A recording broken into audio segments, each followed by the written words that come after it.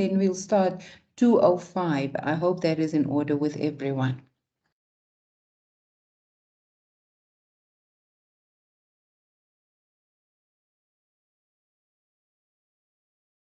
That's okay, ma'am. Thank you.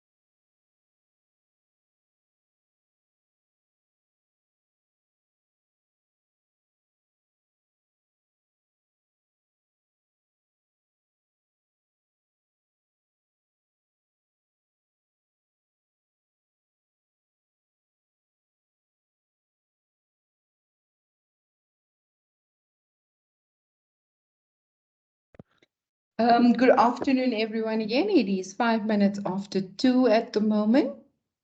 So we've given people grace, a little grace to join, and now we can start the session. So today we have a session in the series of webinars brought to us by Pillar 3 of the NSP on GBV Collaborative. The sessions are meant to empower the public on the three new GBV bills, but also ancillary aspects relating to the topics covered in the bills, like domestic violence and the topic that we'll be looking at today. So today we'll be looking at the biological effects of trauma. And so it really speaks to the impact of what we experience or what people experience that are exposed to domestic violence, that have been survivors of some domestic violence and related matters, gender-based violence.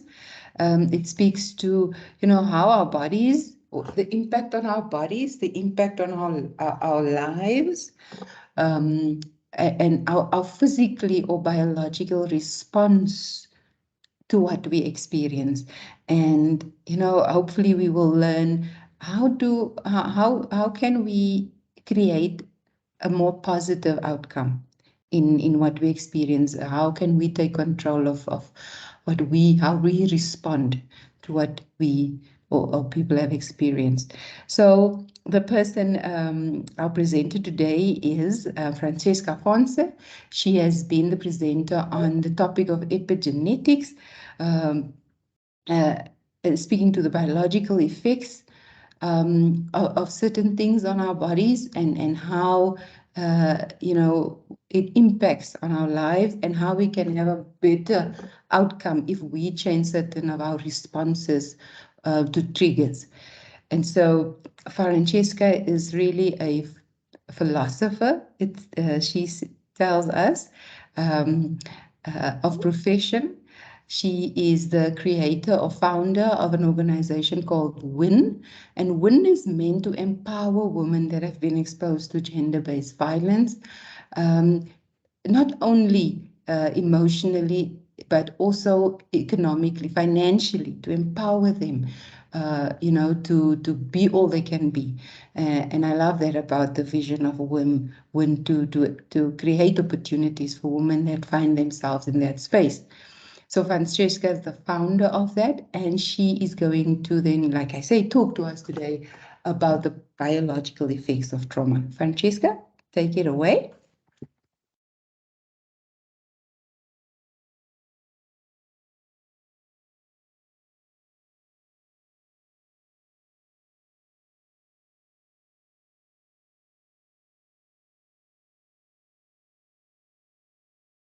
Hi, good afternoon. I'm so glad I finally managed to unmute. My goodness. Good afternoon, everybody, and welcome here. And if you've seen the previous discussion on this topic, no, this is definitely not going to be the same. Every time I present to a specific topic, I change things up a little. So the last time that I presented on the biology of trauma, I related it also to epigenetics. Now, epigenetics, to recap, is the external, non-genetic influences that gets experienced and how we internalize those influences so that it becomes part of our genetic expression.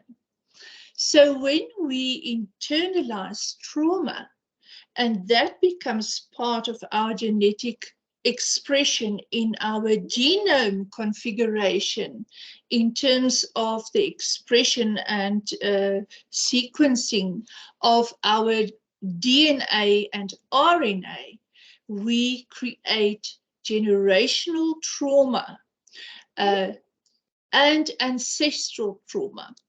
The difference between generational trauma and ancestral trauma is generational is literally what happens in a generation, and it could involve something like a generation in terms of an ethnic group experiencing the trauma of a war, which is then generational. But our ancestral trauma is specifically related to our ancestral lines.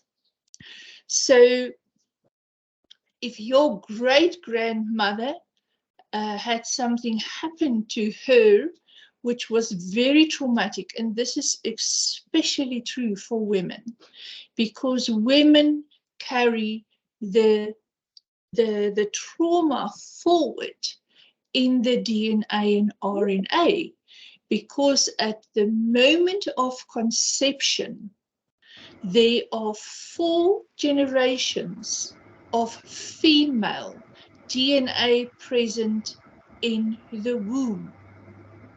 It is very important, and that is why with the new levels of psychology, and I'm not talking about your normal down the mill view of psychosis. When we look at quantum mechanics, in other words, the impressions of energy imprints, which is ancestral trauma, which is generational trauma on our DNA and RNA. When we look at that, then we understand that through this, there's a lot of advice where people say, when you plan to have children, go through a conscious experience of womb cleansing. It's because women carry 4 generations of DNA in the womb, and we don't escape the effects of traumas from our ancestral lines if we do not take conscious effort to assist ourselves. The wonderful thing about epigenetics, which is an extremely new science compared to other sciences, but there's evidence of the epigenetic thought all the way going back in sacred scriptures for thousands and thousands of years. And when we look, for instance, on the Christian expression, not only in the Christian Bible, but also in the Tanakh, the Jewish Bible, and also in some of the other sacred scriptures that expresses that the sins of the father is carried through 8 generations. It literally, epigenetics explain how somebody else's trauma can be carried forth and become part of the lineage. We're not going to dwell too much on that. I am in a process. Okay. I'm in a process of posting the previous presentations on my LinkedIn, and writing little articles about each presentation. So hopefully by the 16 days of activism, I would have uploaded all. It's also a slow process because there are various people involved.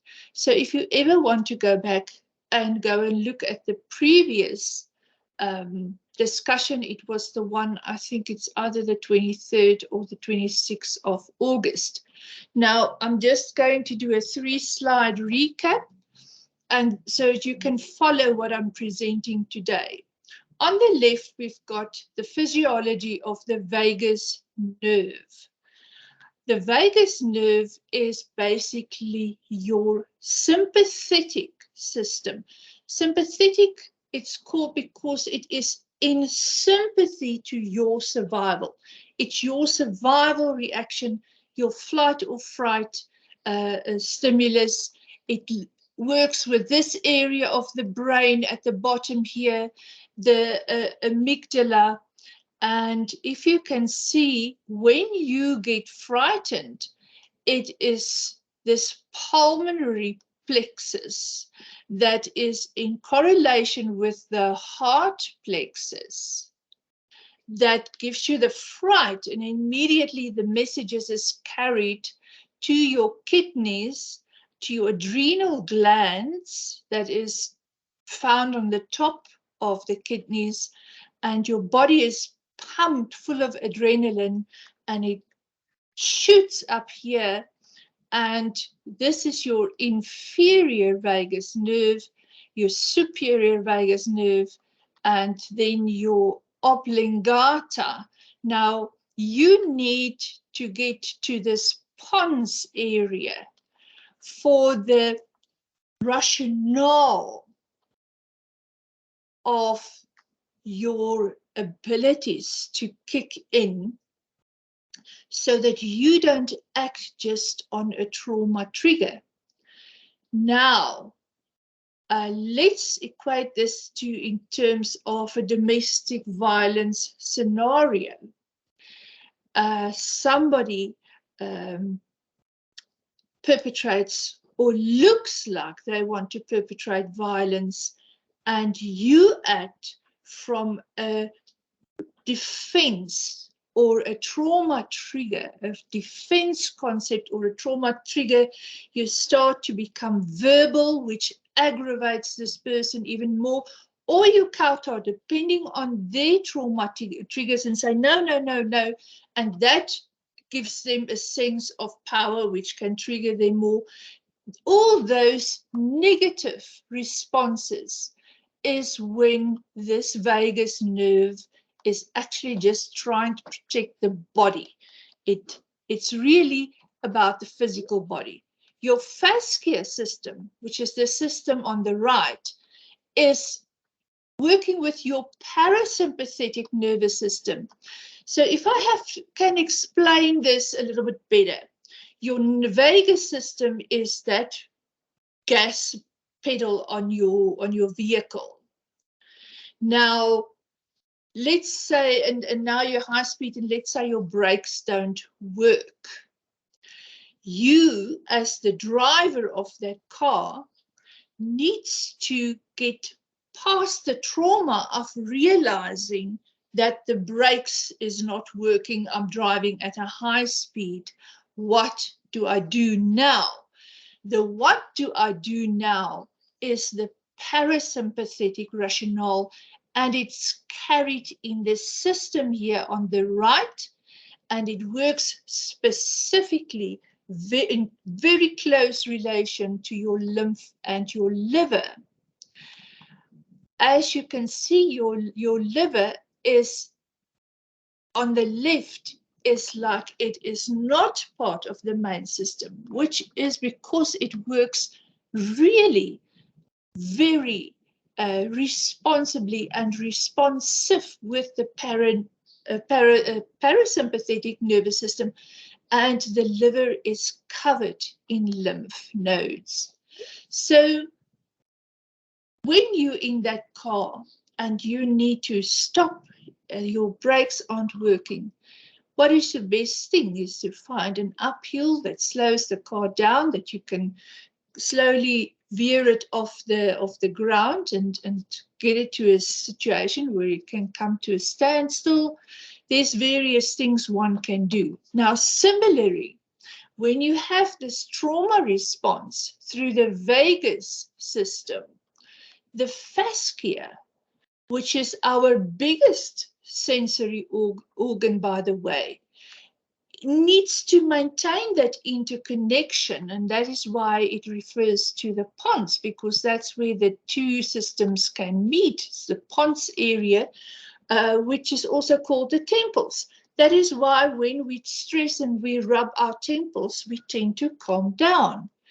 So everything that we are, and especially in terms of our physiology, is there to assist us. And the moment you calm down, by rubbing your temples, you can start to think rationally and access the rationale of your actual brain, which is your body's computer, which can interpret the somebody's microphone is on. Can you switch off, please? Thank you. Lwando, can you please help? So when your fascia system is accessed, then it can deal with that emotional, that trigger response, that energy in motion, because that is what an emotion is energy in motion. And it travels through the body and can be dissipated. But we need to ensure that we have practices daily that de-stress us, because when the fascia system gets constricted and the emotional dissipation is not active enough and there's not enough release, we can become diseased by trapped negative emotions. As the fascia system, as you can see here, because it works from the pons to the brain, connects all physiological systems, and therefore also accesses the subconscious, the brain and the subconscious, and can become that trauma that we lock into our bodies, that can become generational psychosis or generational trauma. Now, in our last discussion, I specifically spoke about childhood wounds. Now, we think in a household where gender-based violence, domestic violence is prevalent, or a school scenario where children go to school where there's a lot of bullying. You know, there's such a lot of trigger responses. And if a child, for instance, is not taught,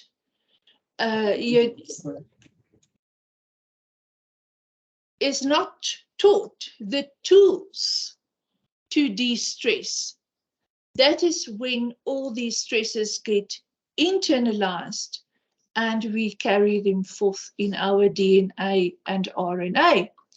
Now, childhood wounds of rejection can be from a house, a family situation, but it can also be on the playground in the school.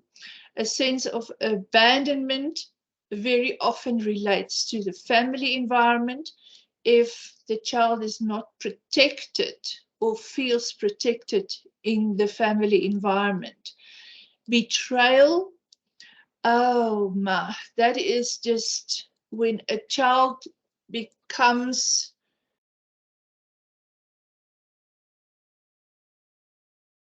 basically a victim of a sense of you're not good enough. That is the most terrible childhood betrayal.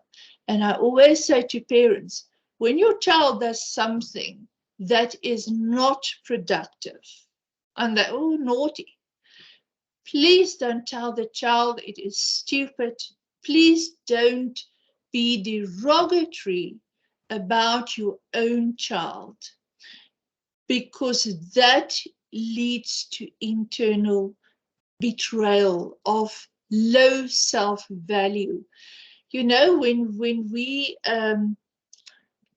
diminish our children, they don't stop loving their parents. That is the strange thing. There are children in the world that has suffered really incredibly at the hands of their own parents, and they will still love them. It's a trauma bond. But they will lose the ability to love themselves. And that is the first really deep seed of gender-based violence, which I will explain in the next slide. And injustice. We all experience injustice in one way or another through our lifetime. Sometimes, especially in generational experience, it can be bigger for some than for others, but in some way or form, everybody does experience it. We are not human if we don't.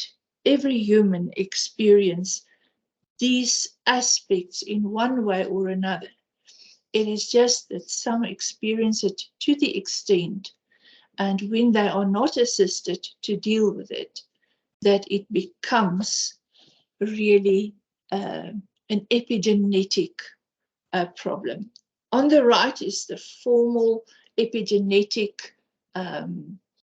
definition: conditions arising from non-genetic influences on gene expressions. Now, when we look at the work of Dr. Aberook, she specifically looked at how trauma is internalized by men and how it is internalized by women. And the final statement that she made last year, October, was through the burden of pain is substantially greater for women than men. And that led pain researchers like myself to wonder if the pain perception system is different in women than men. In other words, pain perception has got a subconscious undertone. How we as women, as the carriers of the future generations, as the conduits for new life, experience pain in our biology. It's not only through actual birth, but in how we are treated, how domestic violence, gender-based violence, the patriarchy, everything that diminish us in our lifetime, how it's experienced, it is more internalized in a woman than in a man. And because the woman is the womb man, or the womb containing 4 generations of DNA and RNA, and is the conduit for this new life, we really, as a humanity, needs to start thinking how we are dealing with the forms of violence that we are expressing, especially this continual generational cycle where people are not kind to each other and people hurt, and men can also hurt. And it is a hurt man that would hurt a woman, because Dr. Veronika Tugaleva said, as the slide expresses on the left in the bottom, she made the statement in terms of judgments, our self-judgment, and also our prejudices towards other people. And she said the self-judging person will always judge others. The rubric we develop for ourselves, the measuring stick we put against our own mind and body, generalizes to every human being. Some call it the mirror effect. In other words, what you see in another human being that you hate within yourself will become the trigger between you and that person. We can rephrase this statement and say the hurting man, or the man that does not have self-love, will always hurt others. Man or woman, I mean, we all know that it is predominant that women are the victims of gender-based violence, but it is also known that there are men that suffer gender-based violence. So please, when you access this recording in future, please think about these slides that I chose, because I did so that you might take something forward and that you can learn and change the world around you. My heading for this slide is Be Kind to You. You, as a human being, must have kindness towards yourself. We tend to be our most fiercest critics, and we get that from our parents. If you had a parent that has criticized you extensively, you are not easily going to overcome that without doing the work or finding the assistance and become a human being that values themselves. So we need to face our pain. We cannot keep on bleeding on the people that did not cut us. Gender-based violence and femicide is perpetrated by those who lost their sense of self, their sense of dignity, their sense of compassion, their sense of worth. And very often that is because it's been stripped away from them in one form or another. However, like everything in life, we need to make a conscious decision, and we need to do the inner work to change what we are experiencing.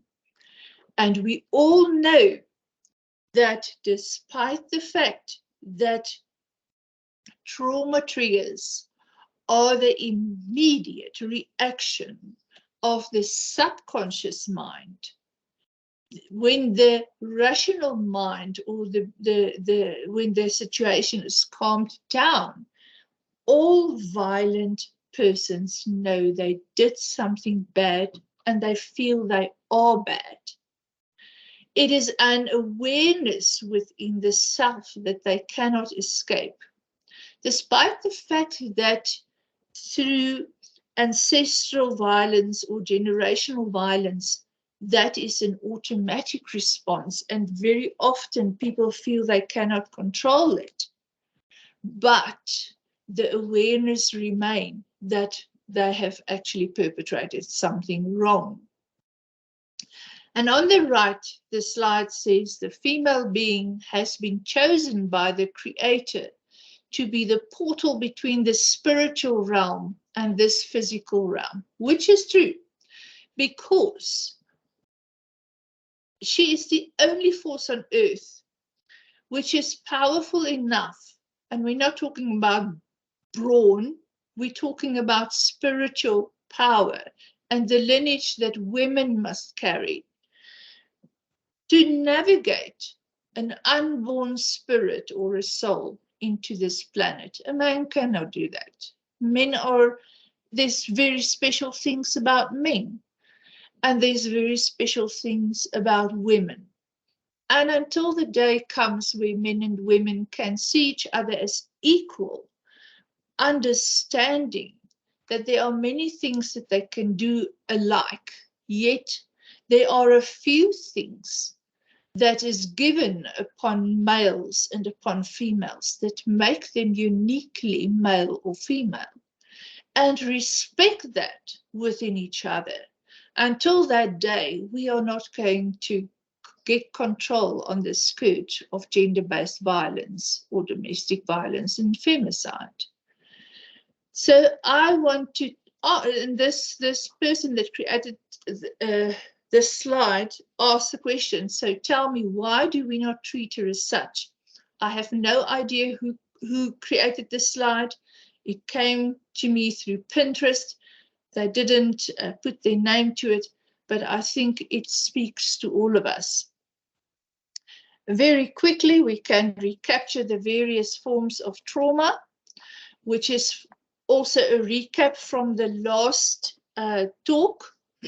Psychological and emotional trauma gets embedded upon the genetics, manifesting as ancestral trauma, generating triggers which may manifest as GBV. What I've seen personally in my life, I've known several people that grew up and they despised their parents. The one was a victim of incest, a young male, and the other was the child of an alcoholic. And they were serious and they were committed. But we were growing up. It's people I grew up with. I mean, I didn't know then what I did today. You know, you try and calm your friends and you try and be a good friend and you try not to judge. But when life threw them a curveball in their 30s, because in their foundation phase, that is the phase between birth and normally around the age of 9. That's called the foundation phase, when your habits and your subconscious programming happen because a child just soaks all these things that is around him or her and that they learn and that they hear up. They have not developed the sense of cognizance and differentiation yet. That normally comes from the age of around 10. So when life threw these two people a curveball, the one became an equal alcoholic to the parent that they despised for being alcoholic, and the guy also committed incest. So getting to the age group of younger children gives you a vast, it's above 70% success rate to help them to reprogram their subconscious programming. The older people get, less it is. When you're over the age of 35, the general gist is your success rate is around 11% in the various socio sciences.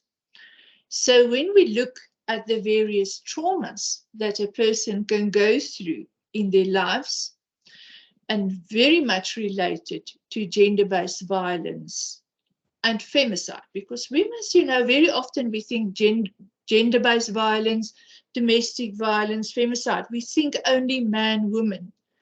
Children experience it with their children, with their parents. A child whose parents, whose mother was killed by the father, that child is going to grow up with a scar unless that child is receiving the necessary assistance. So it's the mental trauma, the psychological trauma, or many of that translates into behavioral traumas, sleeping disorders, promiscuity, couch potatoes. I'm not saying all couch potatoes, as you know, sometimes they're just lazy, but it could, because it is manifesting as a form of depression. Suppressed traumas can lead to alcohol abuse, drug abuse, things like that. Internalized, poor self-esteem, and then dissonance. One of the biggest traumas in our modern societies is attachment trauma. Attachment trauma manifests through different stages and in different forms. The first attachment literally develops as the fetus develops. It's the fetal connection. The fetus nervous system is depending on the mother. That fetus until its own nervous system is fully developed, which is quite far down the gestation period of a pregnancy. So that fetus in the beginning, its nervous system is literally the mother's nervous system. So all her traumas and all her trauma reactions is affecting this development of this fetus. The second stage is when the child is born, and it is depending on the mother, normally until the age of 5 and 6, until it can make itself something to eat, bath itself, the basic things. If, for instance, the mother is alcoholic and she doesn't feed the child on time, it's traumatic.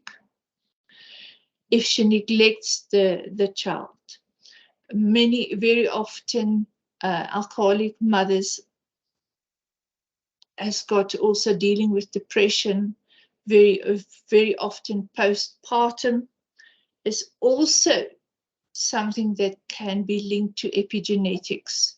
That's why not every woman goes postpartum. It is an ancestral thing. So that relationship, that early relationship, will affect this child, because if an alcoholic mother is violent towards the child, and there will be neglect wounds, there will be abandonment wounds. And those two stages, the in vitro, which is in utero, in other words, what is happening in the fetus when it develops and it's depending on its mother's nervous system, and what is happening to this child when it's born and it's depending on the mother's care. And I think a mother who is the victim of domestic violence, for instance, will not be able to care for her newborn infant and show it the same love and understanding and connectivity than that of a mother who does not experience that, because she's a traumatized person. So that will lead for this child to grow up with a massive, above 80% chance of developing unhealthy attachment, codependent, traumatic relationships with a person of the opposite sex or same sex, but in adult relationships. That is why it is exceptionally important that this whole concept and the decay of the family concept, that is basically a symptom of our modern world, needs to be addressed and redressed. Because if we have self-respect, we will do that. We are a species. And how do we want to, what is the future we see for our species? That is very important. We oversee some of the most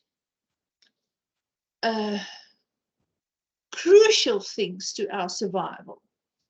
And we raise people with extreme psychosis and some triggers, and we fall. The world is, we've just gone through COVID that affected the whole world. Now there's all this tension on financial systems because there's now, conflict again. And every day there's conflict somewhere. When will it end? We need to end it. Because if you, in your mind, focus on peace, just remember, everything is energy. What we focus on expands. And every day on platforms, when I see, this one is for Russia and this one is for Ukraine and this and all this chat in between, it is very difficult not to be triggered for me because I know these people are literally giving their power away mentally by buying into a conflict which is not theirs, which create a conflict mental paradigm, energy force, which now engulfs this whole world. And that is what we tend to do. We constantly have this mental, energetic buy-in in negativity, including our television programs that we watch, books that we allow our children to read, and things that are happening around us. And we don't, and then we wonder why we live in a violent society. Anyway, let's return to my slide. Healing of the fascia. Now remember, the fascia is that system that needs to calm you, connect it to the temples, talks to the brain, bring through your rationale, and helps you to expel the trauma and the stresses from your body when you assist it to do so, by the way. Healing the fascia and rewriting our own subconscious programs to break free from our ancestral traumas and psychosis burdens will lead us to live our own life. So many people are so trapped and so caught up in what their parents lived and their parents imprinted on them and what came with this DNA. And what epigenetics is teaching us is understand how your subconscious and your physiology works and reprogram it. You don't have to live the same mental trauma and the same prejudices as your grandfather. You can literally really do without it. So when we look at the quote on the right, and unfortunately it's also an unknown, we said that it says it's up to us to break generational curses.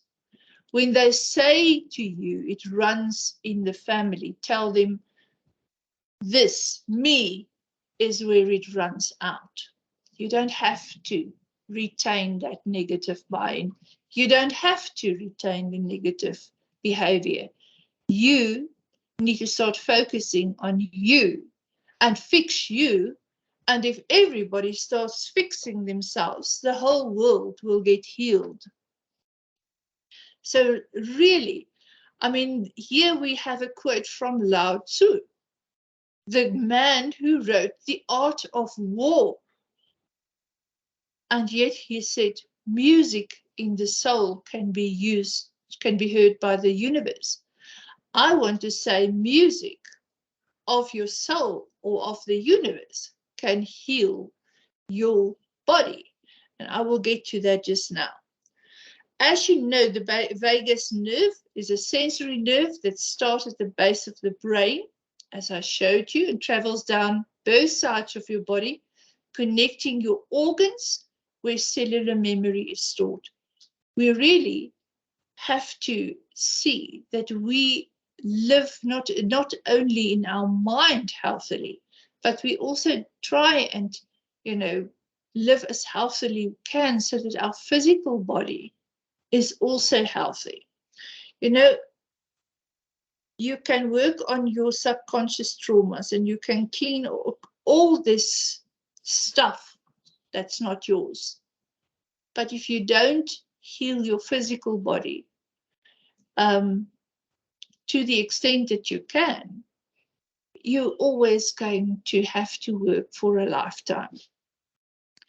As I said here, because of the way the vagus system works and because it connects to the cellular memory and your organs, it reroutes back to the brain through the facial muscles.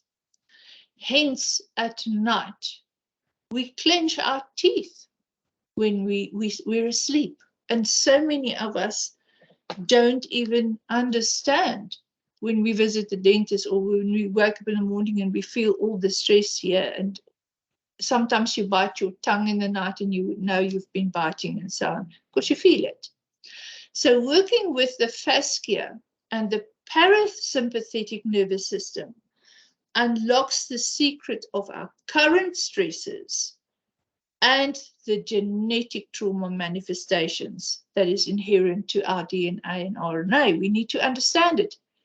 There are enormous works and therapies to resist us to rewrite our own destiny.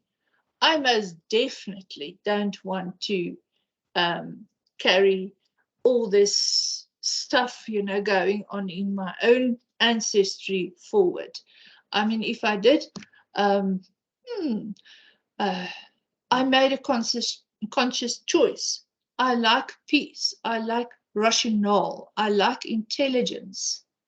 So nobody is going to convince me that the Second World War, any world war, or any tribe killing another tribe constituted anything positive and brought humanity anywhere closest to the precipice of intelligence. It is the most unintelligent behavior that has been happening over and over. And I mean, some people are going in the cyclistic behavior and prejudices and mentalities, and they don't even know where it originated. And with this slide, I also drew on the wisdom of others. And, sometimes people put this amazing slides out in the world and they don't identify themselves. And the top slide, this very moment offers both a story of peace and a story of suffering. We have a choice in which story we believe. And that was from Randy de Villa, which is very much a person out in the world speaking about global phenomena, and do we see climatic change, only in a most negative way, or do we see it as an opportunity to change our behavior and rewrite a new future? The other slide says we aren't here to find ourselves. We are here to create ourselves. I think most people, most of humanity is carrying so much baggage in their subconscious that if we were to strip ourselves from all that, which is not really ours, that is generational, we would be absolutely shocked when we find out who we are at the core. So if you Crystal Andrus, she is an energy healer. She said, feel the feeling, but don't become the emotion. Witness it, allow it, release it. Very good. If you feel the anger, if you feel that trigger, if you are a man and you grew up in a gender-based violence, domestic violence environment, you feel it. Know that you're feeling it because you're feeling it, and walk away. And whilst you're walking away, you witness it, you allow it to yourself to feel it, and you release it without beating your spouse. You can do that. That is just the first start, the first step. The second step will be to go to either engage in self-therapy or to engage in assistance. Epigenetics and generational trauma, it just converge in so many aspects of the unconscious mind, and it's got such an effect on our children and how they grow up and what becomes their drivers and what will determine their possibility. I'm not saying every child who grew up in a domestic violence situation will become a domestic violence perpetrator. I'm not saying that. I'm just saying there's an unconscious aspect to this where it might skip that person. But because of the internalized trauma, it can come 2-3 generations down the line. And that is why we get situations where somebody say, you know, this child is just like his grandfather, or, you know, and it's not.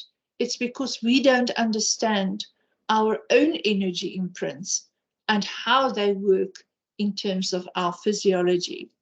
Then Carl Jung also said, when an inner situation is not made conscious, it happens outside as fate. Now, the definitions to the right I took from the previous presentation, and that is focused very much on parents and educators to understand the environmental stimulus children of today experience, and to understand how we sometimes contribute to that and how it manifests in the dispensation of a child.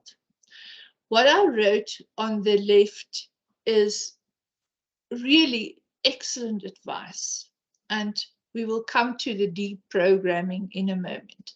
The more we deprogram our subconscious minds from racial, religious, cultural, and social conditioning, the more we feel like we don't fit in as our personal consciousness develops. I can speak to that. I come from a balanced family. That we weren't brought up racial. But when I decided to become an anti-apartheid activist, it was still a shock to the system, because it was out there in a time when out there was not a good thing to be. It was a trauma for everybody. And I don't know, the need and the consciousness was too strong to suppress it. So yes, it has caused a great rift between myself and my family for many years. It took many years to dissolve that, because sometimes when you make a choice to step out, it puts other people in the line of fire as well. So what I'm saying to you is, when you start experiencing this, I'm not fitting in, please don't see it as negative. It's the best thing that's ever happened to you. It is your awakening, and it requires you to search deep. It requires you to access your own unique wisdom and understanding, and to make your own coherent choices for the first time, maybe ever in generations in a family. There's somebody, this misfit, that does not conform to this same old generational stuff after the other. This process of your own awakening, of deciding to test your own fate in a way, may isolate you from past friends and family, and will challenge every conditioning of society around you, and may challenge you out of your own comfort zone, because it's not easy to challenge things. It is not easy to lead in any way. You are vulnerable. You are, everybody has got access to you, and everybody has got 50 things that they have to say. So don't ever think being your own person is going to be easy. But you know what? Be. But please make sure it's an awakening. It shouldn't be being your own person and deciding you're Adolf Hitler or Bonaparte or whoever else, and you're going to force your will upon this planet. It should be, what can I do? What can I change so that I feel better? And how can me feeling better and thinking better impact my environment, my children, my spouse, my descendants? That is how we break away from generational violence. That is how we create a new human experience. That is how we become peace, that we can embody peace, because even when they perpetrate violence upon you, because your message is peace, when you own that peace is the strongest thing that you will ever have, and it will carry you through. That is the strength which you are. We are far more stronger than we sometimes realize. And when we look at anxiety as the internalization of trauma and how it manifests and how anxiety mucks up our physiology, our nervous system, our lymphatic system, so many of our systems within our body, even your skeletal system can be affected, because rheumatoid arthritis is nothing else but an inflammatory degeneration because of unresolved traumas.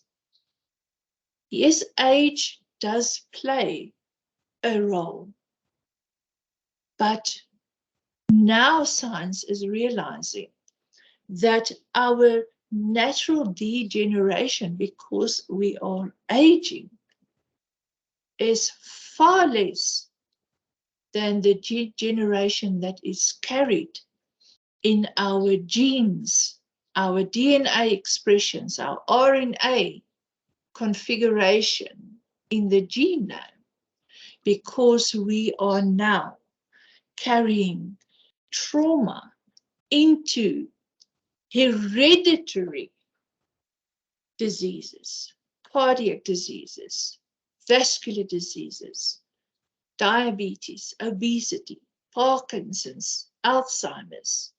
Dr. Clausen of the Chicago Health Institute published last year in the Science Journal in July that all these diseases are examples of inflammatory disorders that weren't addressed. What causes inflammatory? Trauma and stress. Why was it not addressed? Because it was internalized, because it became part through experiences of the generational expression of our genomes. And therefore, it manifests in our ancestry. And you would say, and that is why they say cardiac disease runs in family lines. Diabetes, look at it. Alzheimer's as well. And I want to please speak to women. When we are going into menopause, our body's ability to deal with inflammation, the natural ability, decreases because our hormone production decreases. So please don't feel bad if you use a natural anti-inflammatory, something like a cinnamon tea, or an anti-inflammatory allopathic tablet that can assist you. There's nothing wrong with it. I think every woman that is going into menopause should take some action to reduce inflammation in her body. And if we look at it, it turns out that anxiety, bipolar, depression, and even schizophrenia all originated through inflammatory processes, all as the result of anxiety, as the body experienced that experience that caused it, as it read it as a threat. And the body responds, our immune system creates that sensation of anxiety, processing 20 million bits of information per second in the flight and fight or the threat response through the vagus nerve But when it comes to the fascia, that calming response that needs to happen for us to be able to deal with stresses, it is 40 bits per second. So you can imagine the body's overwhelm from 20 million bits of a trauma response to 40 bits. We really need to assist our body. And even if we just do it through a few minutes of consistent, focused breathing, we will really help our bodies a lot. And then again, and I referred to it last time, Dr. Joseph Nicola is also from Chicago. They do an exceptional, a lot of research at the Chicago Health Institute. Treated COVID-19 patients first for inflammation. In other words, the trauma response to the virus was treated first, and none of his patients needed a ventilator, and all of them recovered. He's the only doctor that could record 100% recovery rate, and that is because he understood the role of inflammation in healing, or the ability to heal or not. So when we need to heal the subconscious, that threat response that is constantly prevalent in our subconscious, those trauma aspects that is carried forth generationally, when we need to heal the subconscious through reprogramming and dislodging that old, outdated information or programs, and I'm talking about genetic programs, people, and genes, like everything else, is energy. So it is an energy program that is outdated. It's an energy imprint. Equally, energy programs that can teach peace, that can deprogram from trauma and self-healing are available. On the right, I allude to the body's, your physical body's frequency. Everything is energy. Energy is frequency. Frequency is sound, waves, even if we can't hear it. And there's new technologies, and I'm involved with a group of most interesting researchers in Italy and Germany, where they are developing a healing pods where the medicine of the future is going to be frequencies.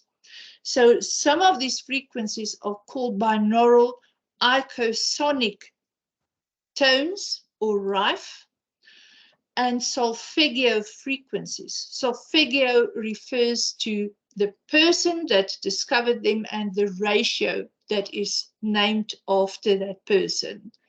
Okay, icosonic, because when those frequencies affects water, for instance, which is the work of Dr. Masaru Emoto, and also the work of Dr. Leonard Horowitz, and also the work of Nikola Tesla, and also the work of Dr. Royal Rife, absolute pioneers when it comes to quantum science and quantum mechanics. 63% of everything you use, our cell phones, the understanding of wave technology, televisions, the Tesla coil, everything is found on the working of the body's own electromagnetic system. Nikola Tesla developed his Tesla coil that mimics the body's electromagnetic system, which mimics the greater planetary torus field, which mimics the greater universal quantum fields. The macrocosm in the microcosm, in the macrocosm, in the microcosm. You've heard it before. People just need to wake up and think about what it is that they are hearing. There's various frequencies in hertz listed here. And it says DNA not only reacts to, but can be repaired with certain frequencies. So your outdated ancestral programming does not need to stay with you, does not need to carry on for another 1,000 years, heaven forbid. We can get rid of that stuff and carry our own loads and not our great-great-grandfather that we never met or grandmother, their psychosis as well. That is why music is good medicine. Now, icosonic, when these frequencies are injected in an environment, and it's normally in closed environments like they have with Fermilab at MIT, with whether it's water or any substance, and I think you will find they also do this at CERN.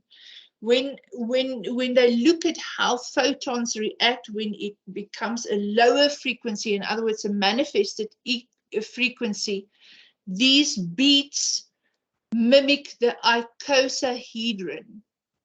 Now, I can give you a whole other lecture about the platonic solids and how creation, everything in creation, contains aspects of the platonic solids.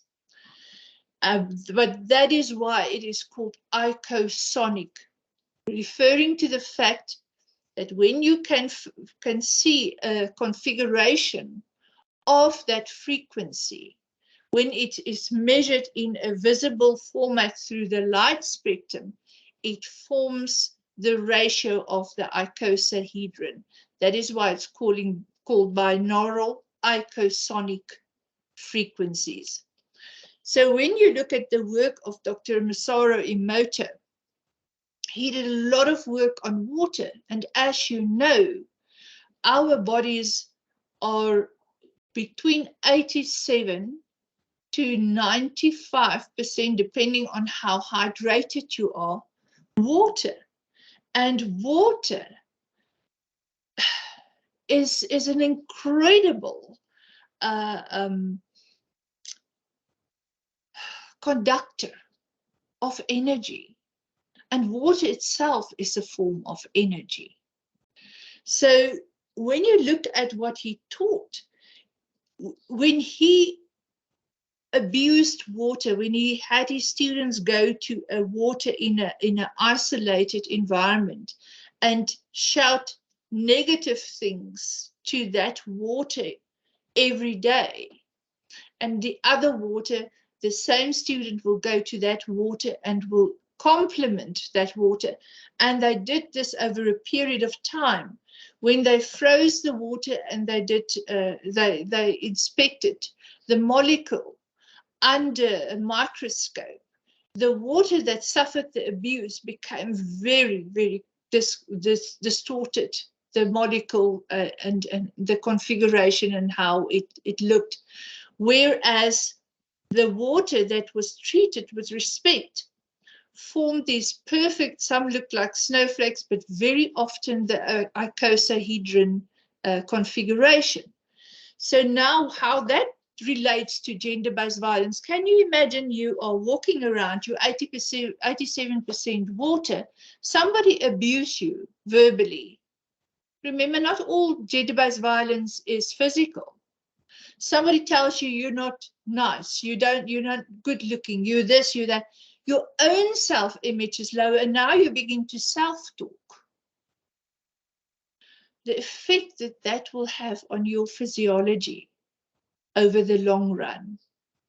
And what the abusers don't realize is when you are abusive to another person and you really tear into them and you're horrible, your own verbal and remember, sound is more powerful than thought even. It is even an amplifier of thought. So a thought is an energy form, which when it's negative, has got long-term consequences. Now you add sound, which is an amplifier to that thought form. Now you amplify it. You, as the abuser, speaking all that negativity, you are also affected. That is why it becomes this sick cycle. And we really need to break it. And disease is dis-ease. Dis-ease is the pain that we feel when we are emotionally abused. It's also the inflammation we feel in our bodies when we are subjected to trauma triggers. Now, if we look at the quantum philosophy of Nikola Tesla, which is probably the greatest scientist that ever lived, I believe he was greater than Einstein. And if you go and look, and I'm not being negative about Einstein. Einstein had this incredible vision of the quantum field and the harmonics and how the galaxy floats and the planetary harmonics that basically interlace and creates the fluidity of time-space, or the music of the spheres, if you like. But Tesla's brought all that, he had that, but he brought with it so many applications and understanding. And if you start reading about the Tesla coil and the creation thereof, you will realize that every day there's 1,000 things you touch that has got some way feed into the research of Nikola Tesla. And his most profound statement was, your DNA is an energy amplifier. What are we energizing in our day? And then when we go to, it was almost a century ago, Dr. Royal Rife, who invented the bioresonance mechanics of science and created the Rife frequencies, or the bioresonance frequencies, let me tell you, they work. If you go to YouTube and you research any of this, either binaural, icosonic, Rife frequencies, solfeggio, and you find something, whether it is rheumatoid arthritis or anything, then you can listen to that daily and you will see a remarkable improvement, because it's reprogramming your damaged DNA with the frequency of the bioresonance of a healthy version of your body. And the current lead man to me is Dr. Leonard Horowitz, who researched scalar solfeggio tones and biohealing, and isolated the 528 hertz frequency, which is a very unique frequency, and I don't have time to explain that. But it is basically the completion of solfeggio's work and is the true resonant that can help us heal our biology, because it is the culmination of the proven consistency of the mathematical matrix. Now, when you look at your DNA and your RNA helix, those compare and resonate to the mathematical matrix. And that's why his work is just so phenomenal. And it is said that in future, cancer will be cured through waves, sound waves. A lot to think about. Other modalities that I've discussed during the last session that we can do to assist ourselves to access the fascia and to move away from this vagus nerve center's subconscious trigger system. And the fascia, the parasympathetic, in other words, the calming para, that which runs parallel to the sympathetic. The sympathetic is your flight and fright, that which is sympathize with preserving your mortality, your body. But this one is your parasympathetic. It's calming. It connects to your rationale, and you can incorporate many of these treatments when you know that we are experiencing trauma, and we've all been traumatized, I think. I don't think today children get born without trauma. Subconscious trauma, by the way. Even when you go through a relatively healthy, productive pregnancy with a good partner, chances are in the DNA and RNA there is a measure of trauma. So the following practices engage these areas of the mind-body feedback loop. Remember, the loop is, it's the center or your gut system or your solar plexus, you know, it is the anxiety, the fright, the fear, the trauma that hits you, goes to the adrenal glands, shoots up the vagus nerve, ignites the amygdala, all screaming in your system, threat, threat, threat, all kinds of inflammation happening in the body. And now it loops, it goes to the pons, and thank goodness here, if you haven't perpetrated anything terrible yet, your parasympathetic system can start to calm you down and interrupt that trigger response. And that is what we need to achieve. We need to start teaching people who are prone to violence, who are prone to perpetrating gender-based violence, who are prone to perpetrating domestic violence, to interrupt that trigger response. Now, all these modalities speak to the interruption of the trigger response and the activation of your parasympathetic nervous state, which is your rationale. First thing, like I told you before, and it's a favorite of mine, is prana breath work. Singing is humming and chanting. And please, singing is something that has melody.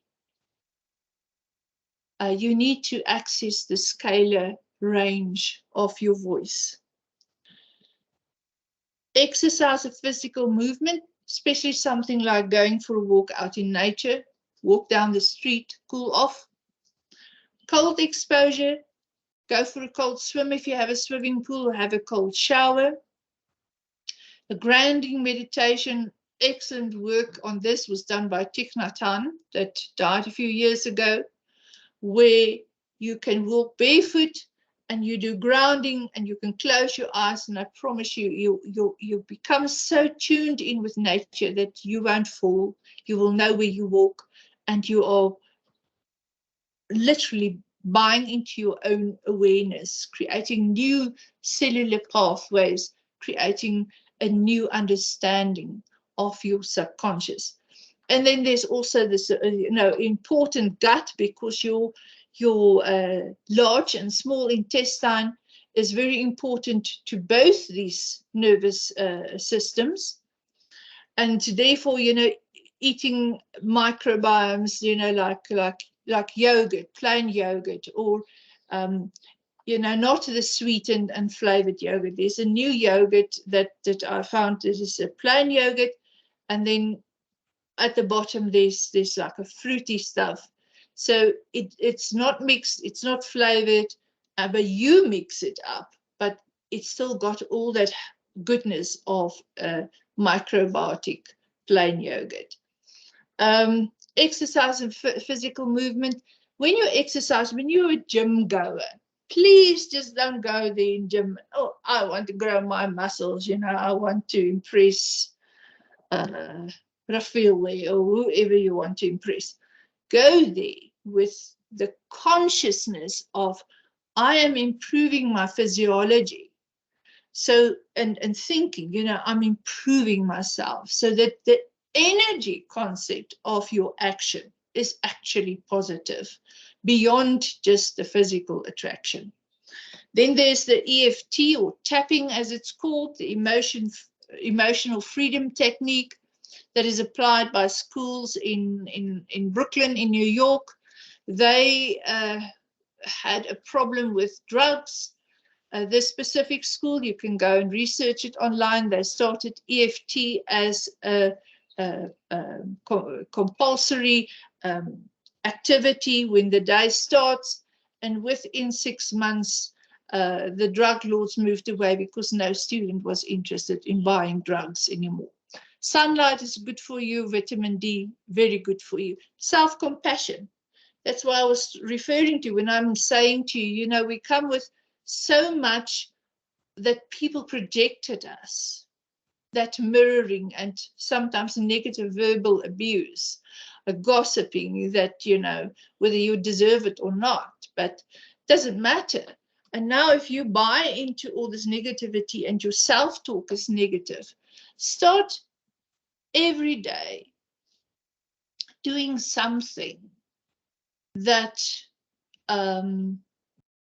is self-compassion, an expression of an appreciation of something of yourself. I had a recent address to women of TUT, CSIR, and UP. And I said to them, start a jar.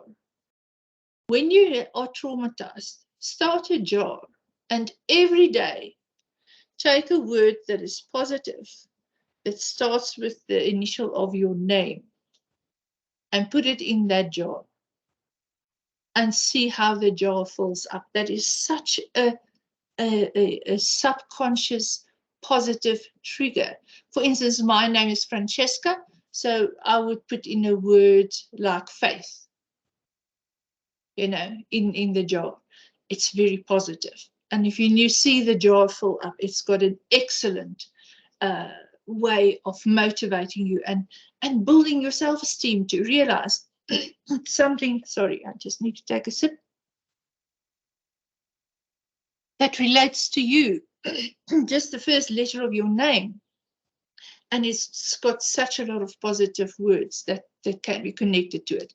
Yoga is always good.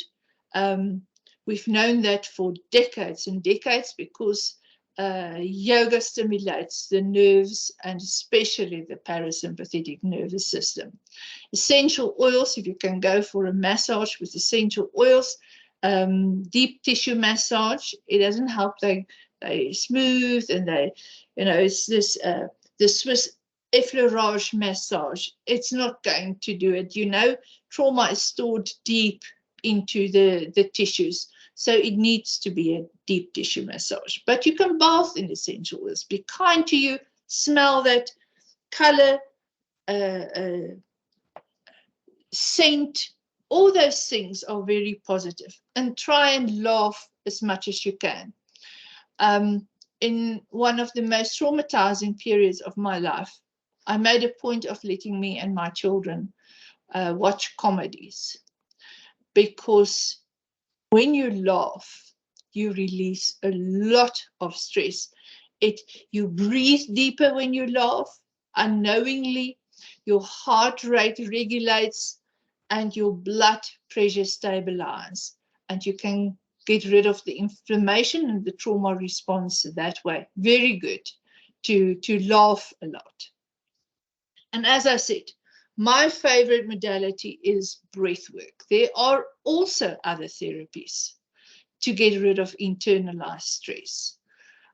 Sleep is an excellent therapy. fasting, binders. If you don't know what binders is, it's a spiritual practice. It's to bind negativity and to release it. Epsom salts bath, not only very cleansing, it works on the subconscious mind, but it's also full of liquid magnesium, which your muscles need. Healthy muscles house healthy nerves. Epsom salts bath is excellent, even if you just can soak your feet in it. And then connecting with other people in a positive way, gargling. All these muscles that is used in this loop of the fascia is released when you gargle. Prayer is very calming. Intentional clearing rituals, everything that is calming and makes you feel elevated is an applied tool.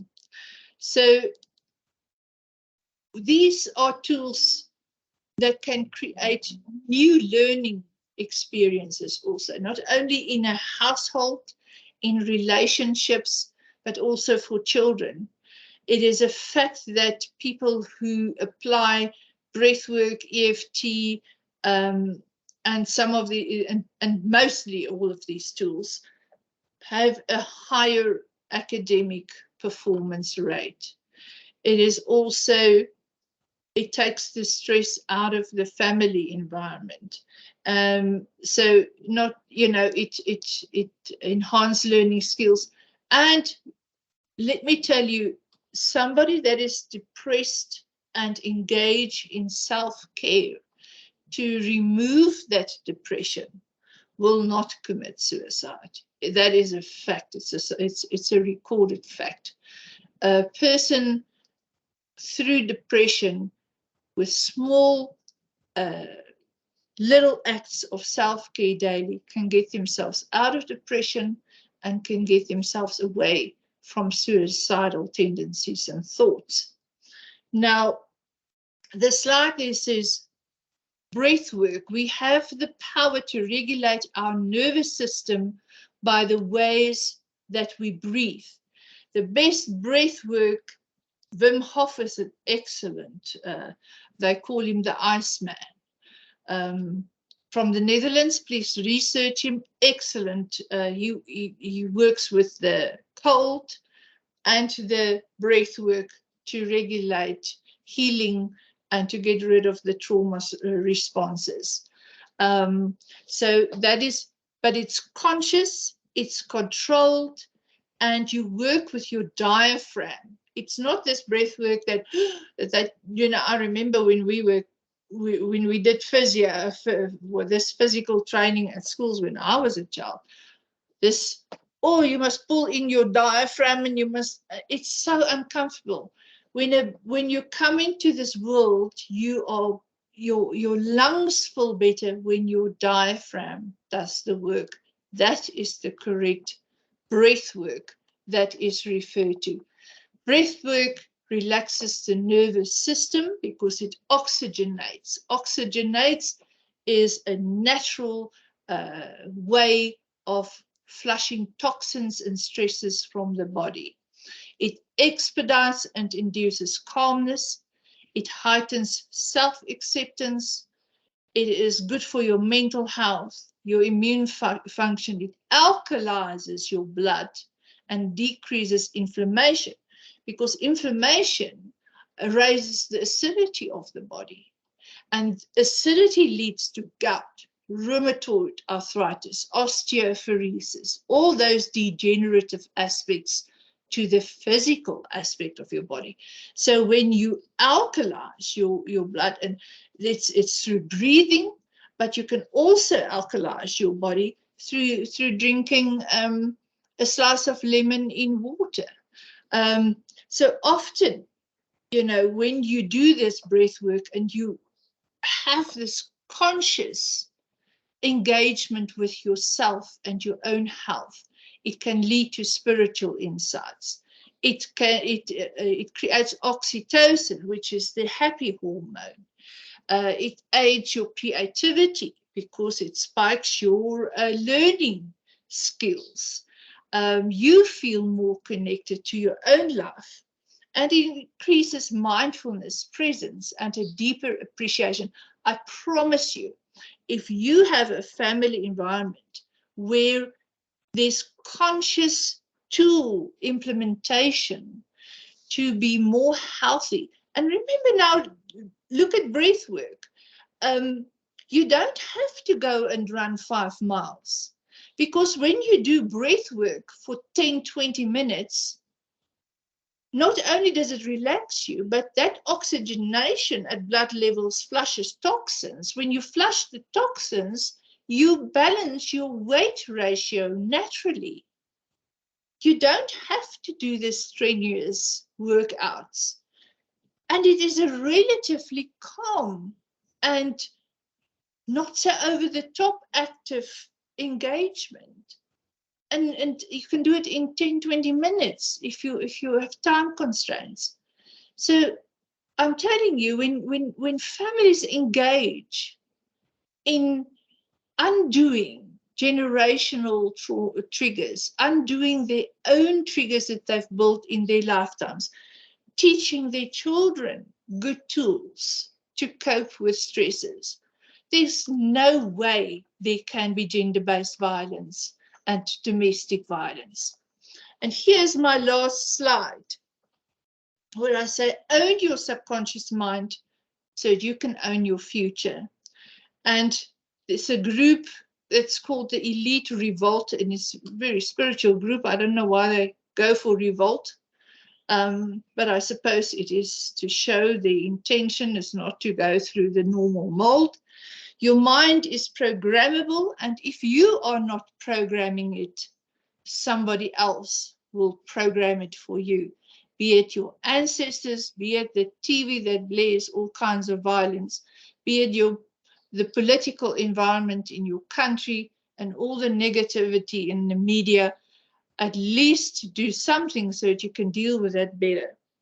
And then the slide on the left shows to me, it speaks to me, because everything that epigenetics and quantum physics prove to me with my dispensation is that we are part of a greater consciousness. And this is how people with a need to find answers, with a sense of mysticism or consciousness, interpret that the concept of Solomon's temple, in other words, how Solomon actually laid out the physical temple, related to the energetic blueprint of the relationship of the conscious mind, the unconscious mind, and the wisdom in between. And Solomon Temple in Kings 6, it says, and the house, when it was being built, was built of stone and made ready before it was brought there. Now think in terms of this, of the human mind, the whole concept, the brain, which is the computer aspect of it, the thoughts which you can maybe think of the Wi-Fi, and how this interface happened to give you what you work with every day as the great mind. So all these aspects are brought together. And the door of the lowest chamber, that is the amygdala, and they went up with the winding stairs, that is the pathway to the pons, and out in the middle into the third. The third is when you reach the parasympathetic, when you start working with the fascia, when you are in your rationale, in your wisdom, and you can process and you can act differently. You can interrupt that trauma response, and you can become the symbol of the wisdom of Solomon. And that is my submission today to you. And I hope you enjoyed it. And I'm handing back over to Ananisha.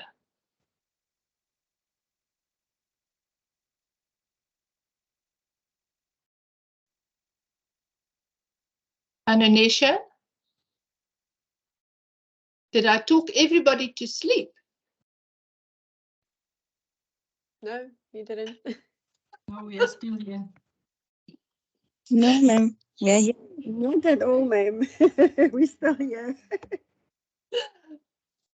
Ananisha? I apologize. I had some technical difficulties on my side. Okay. Yeah, so now it's open for any questions that you have. Please raise your hands if there's any questions, or put up on the chat anything that you know, any questions or any comments that you wish to make. As always, the sessions, these sessions, I find it refreshing. You know, we are like little hamsters. Those little hamsters in a cage, in that thing that runs around and around, the hamster wheel, and we just go around and around and around. And what I find these sessions do for me, it's like, okay, step out of this little wheel and think about things and listen to things. And then also, I'm the kind of person that I love logic, right? So I always try to find the logic in a thing. It seems, you know, trying to look at, does it make sense? And linking things to science, you know, it makes a lot of sense to me. And that's why I appreciate this thing so much. That it finds its basis in science, so it makes sense. Oh, from my perspective. So, any questions that people have? From my side, I do not see any hands. Are there any hands up?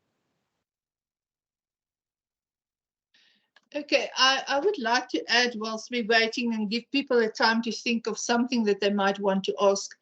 If we, for instance, think about trauma responses, also in our legal system, you know, we are like that wisdom of Solomon. We want justice. But how many times if people say there's no justice in the legal system? Why? Because magistrates, judges have not been trained how to traverse all this trauma of these people and how to bring the law in alignment with that, because it is the job of attorneys to argue and to divert. And that very often is all this trauma and this activity that can, in a way, be related to the flight and fright response. You know, how do I stop my client from being convicted? That muddles the pool. And very often, people then get to believe that there's no justice. And I'm so glad with the amendments of the Domestic Violence Act that is coming to be promulgated soon, but with the 3 gender-based violence acts that's already promulgated and in place, those amendments that is now more victim-centric, which levels and takes some of that, I would call it legal trauma interpretation, a little bit out of the system, if you want to make that comparison. And hopefully we will see a more logical and a more sane approaches and verdicts when it comes to the judiciary, and that the legal system does not have such a bad name at the end of the day. It's very essential. And for those, in every department, whether you're in social services, health, if you're in the police, the ideal would be to have a designated area in your environment where people can go and listen to some of this frequencies, music. It's beautiful. It is, you cannot believe the icosonic frequencies, how beautiful they are. It's beautiful. Listen to that and de-stress, or have a place where that is, and do breath work with it, whatever they choose. It is really essential in areas where people are dealing with intense trauma responses and intense trauma triggers, that those who are the service delivery aspect, those who are the responding officials, should have the ability to de-stress and have the knowledge about how to de-stress in 10 minutes. It's very important. Any questions? I don't see any questions or any comments on the chat or any hands, but I also just wanted to link to what Francesca said about the responders. Very often we focus so much on, this, that we need to deliver the service and what needs to be in place for the person that seeks the assistance. And that's right. That is why we are there, and that is what we serve for.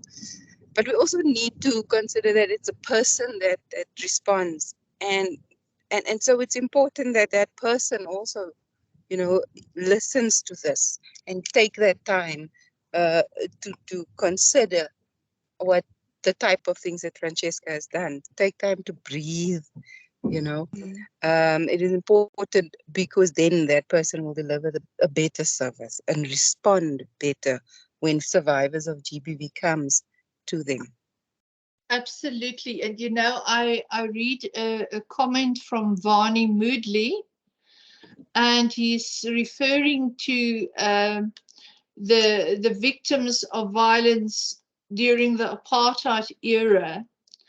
And yes, Varney, I agree with you. It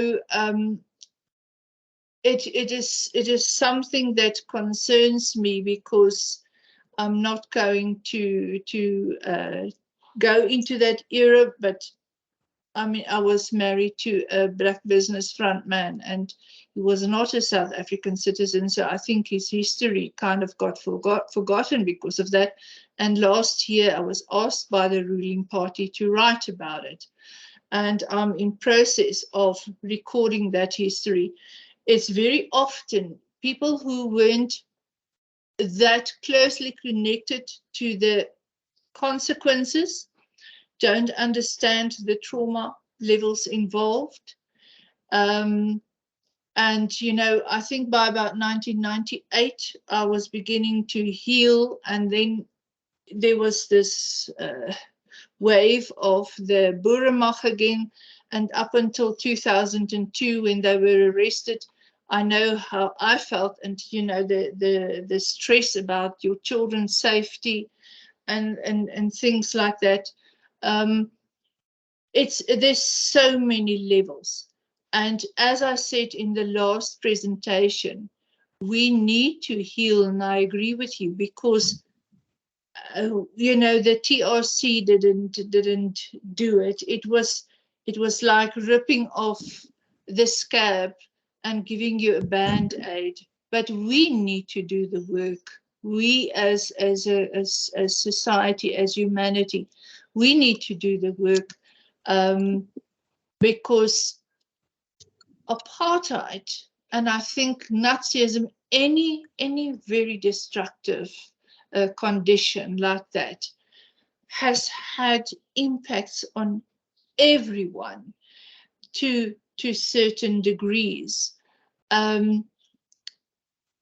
The psychosis, the stagnation in outlook in South Africa from the 60s until the 90s measured in comparison to that with Europe, where things were talked about and sorted and dealt with, was just because of the media bans and the control of information. It was just terrible for everyone, and for additionally for people that lived in the townships. And I think, and this is where dissonance comes in, where when things started being exposed, a lot of the white population that was in a state of shock, because I think 98% of them was not even aware of all the atrocities that were happening. So really, yeah, I agree with you. It is something that needs to be healed. And to give you an indication of how trauma triggers can sometimes hide and snuck up on you, I was in Paris in 2014, in November, when the bombings and things were happening. And I thank God I was with people, European people that knew my history. And as I came up the stairs, there was this garrison of French police with the very short shaven hair and their uniforms with these guns. And the escalator took me right to them. And I freaked. I wanted to jump off the escalator. That was a trauma response. And then, of course, my reaction made them think that I, probably had something to do with a terrorist cell or something. And they wanted to come, and my friends were saying to them, stay away, because they realized it was happening. So these things sneak up on us. We're not always aware of the things that we have to heal. And you talk about forgiveness. Please start with yourself, because always on a subconscious level, we buy into some level of shame and blame. I find myself often, and I'm consciously chanting, oh, I wish I had the knowledge then that I have now, I could have done more. And no, you lived then. And thinking that way is not going to change anything. It just makes me feel frustrated. So we really have to do a lot of self-healing. And as we heal ourselves, the environment around us change. That is a fact. So anybody else who wants to add something to this session? Francesca Sivani had a question also. She says that she talks about the impact of parental trauma on children, and then she asked, how do we protect children in this instance? Vani, that is where I would like to have government incorporate some of these techniques into the schooling system. You can teach these techniques to some of them to a 3-year-old. And when children has a technique to de-stress, when they're at home, where they're either being abused themselves and they're hiding, they can de-stress. When they hear the chaos in the home, they can go and de-stress. We really need to start addressing this, not behind closed doors. We see where we are as a country, number 1 in the world in gender-based violence, number 1 in domestic violence, number 1 in femicide, number 1 where last year international tourist operators listed Pretoria, Johannesburg, Pietermaritzburg and Durban as 4 of the unsafest cities in the world for tourists. We can't afford that post-COVID. We need our tourism industry alive and well. So ultimately, it is all of us has got to buy in, and it will never be everybody at the same time. It will have to be a group that starts leading and institute change. And with that, hopefully, and most definitely, don't know how long, but most definitely with time, we can heal and our children can escape this constant cyclical prejudices that is very often carried, whether it's a racial prejudice, a religious prejudice, an ethnic prejudice, whatever. The children get brought up in prejudices that was never part of their lives. It's just absolutely ridiculous. It's something they haven't lived, but they must pay the price for it. We create psychosis in our children, and I mean that is really not on. There's a hand up, Hanunisha. Can you see whose hand that is? Let me just see.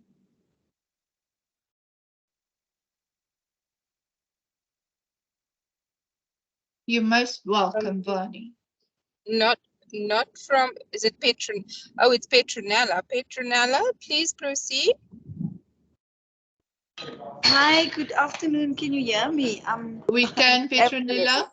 Yeah, I'm in the middle of traveling to somewhere, so I just wanted to say to Francesca, thank you so much for a really informative presentation.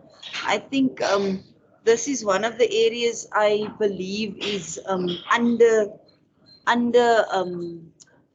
how can I say, the awareness around this area is really underestimated, the need for awareness, because this is one of the things that I think is most important, because again, when we are working with survivors of gender-based violence, they always express their concern about how they are treated by the people that has to care for them. And I think some of the reasoning behind, or the reasons behind maybe some of the people not being in a space to be able to take care of the survivors is also maybe because they are suffering, or they are having underlying conditions or situations that they might not even be aware of. So I just wanted to ask, in terms of government now, because I'm a government official, obviously, how and what do you think we should do in terms of making this more, raising awareness, or advocating for for this topic to become more visible as part of the work that we do around combating gender-based violence? I know that obviously social development would play a critical role, but again, you also mentioned the issues about technology and how technology impacts in certain instances. So from our side, we would like to know, maybe there's some research that needs to be done in that area, but also maybe we can do a project on it as a combined project from government, between ourselves, social development, probably education and health, in terms of looking into what are some of the practical things that we can do to support the people that provide services, and also obviously the survivors. But thank you so much. I really enjoyed listening to you, although I couldn't hear everything. Absolutely, Petronella, I agree with you. And you know what? The research has been done. There's even, you know, in the last 20 years, massive thought leaders like Dr. Bruce Lipton, Dr. Joe Espenza. It's there. The research has been done. It's been confirmed by great institutions like the Fermi Lab, like the Chicago Health Institute. It's not that we have to reinvent the wheel. Sometimes we would get, you know, resistance from, and that's always, you know, people in an old way of thinking, the psychologists who look at psychosis at a specific way because they were trained. It's just time that they, you know, that is also like almost like a trauma response. It's just time to revisit everything and to understand that the whole human entity is made up of systems, and your physical body is a system of manifested energy forms, and you have got thought forms, which is an energy system that is a fourth dimensional aspect of our existence. And when it comes to our subconscious and our mind, I mean, we all understand a mobile phone. There's a hardware. Now you can compare that with your body. The signal, you know, the waves that we interact with, that is our thought forms and our prejudices and all our things that we don't show to the world, but it's there, and we interact with each other on an unseen level, whether we want to believe it or not. And, you know, the fact that you can answer a mobile phone and have a conversation, we can do that with each other as human beings and explore new ways of beings. So it's always very easy to make a relatable comparisons, to bring people to a rationale where we understand that, you know, all the taboos in the world needs to be investigated, and it needs to be brought to light, and it needs to be spoken of. The fact that Department of Justice asked me to do these seminars as part of the GBV summit is already a sign that things are changing, and that there's a need, a search for new understanding and new concepts and paradigms. So yes, I would love to see that, you know, and I always say and Hanunisha can attest to that, even in terms of law and regulations, let's look at other systems in other countries and things that has worked, and incorporate that in terms of, for instance, the environment of divorce for the next level, so that we don't have to redo all that work. The same can be done when it comes to generational trauma and trauma triggers, and assisting our children not to become perpetrators of violence, is to look at research that has already been done all over the world, whether it is China or Japan or America or the UK or Germany, doesn't matter. Each of these, I mean, Nikola Tesla died a long time ago, you know. So and that man was not only a great quantum physicist, but he was also a great philosopher. And so was Einstein. Einstein was not only a physicist, he was also a philosopher. Go and look at his advice and his writings. So there's already been great minds, Dr. Harnell, which they took some of his aspects for the movie The Secret. Ralph Waldo Trine. There's so many great people that lived. Shovel Shin. I mean, there's just so many people. And today, the great minds of today is Spencer, Joseph Mercola, you know,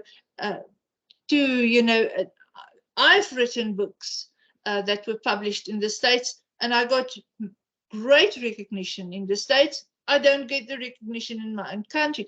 Now, there's those things. They don't have to work with my stuff, but look at the interpretation of other great minds. Let's put it together. Let's develop new strategies, and let's just get on with it. I don't want to have my granddaughter and her grandchildren dealing with the trauma triggers that's passed down because of the Second World War and the other stuff that my ancestors lived with. I don't want that for them. I want them to be who they are. And I raise children that are human beings. There's one thing that I'm very proud of, is I raised my children without racial prejudice and without some of the prejudices that I see all around me. And I did this with consciousness and with focus and with commitment. And we can all do that. And unless there are any more questions, I'm handing back to Hanunisha, and Hananisha can close the session for us today. I'm thanking Hananisha very, very much, as well as Luwandu, our technical assistants, for being there for me and being the support that they always are. Thank you so much. Hananisha? Thanks, Francesca. So, yes, thanks for another wonderful session. I just wanted to say, linking on to what Petronella has said, you know, where we work and in the departments that we work, Mahatma Gandhi said, be the change you want to see in the world. So if you think that what we've done today would be useful and add value to your colleagues and the environment you work in, you know, initiate that it is presented there. Initiate something that makes it happen at your workspace. Like I said, he said, be the change we want to see in the world. And then going forward, Pillar 3 has got other webinars rolling out. Tomorrow we will see, we will have a webinar on Legal Aid South Africa services at 2 o'clock. Please advise other people that you know would be interested in the topic. So we will be speaking about how you can access legal aid services, for what type of gender-based violence matters you can access legal aid services, and how you go about doing it. So that is tomorrow. Later in the month there's other webinars, so please feel free to look out for these webinars, and then we close the session on that note. Thank you, everyone. Thank you so much, everybody, and goodbye. Thank you. Thank you. Have a blessed day. Goodbye. Thank you so much.